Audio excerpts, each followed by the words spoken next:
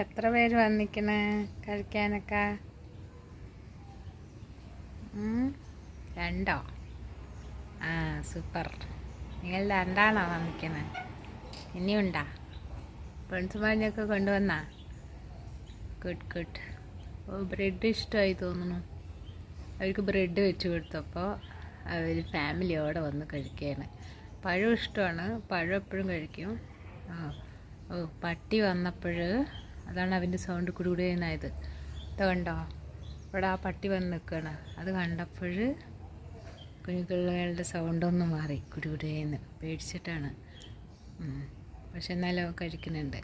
കഴിച്ചോ? അടിപൊളിയായി കേട്ടോ.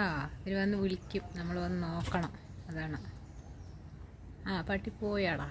നിങ്ങൾ കഴിച്ചോ? No problem. ആ ആ എന്താണ്? ഓ, ആ പട്ടി പോയില്ലേ, പിന്നെന്താണ്? പേടിക്കണ്ട, കഴിച്ചോ.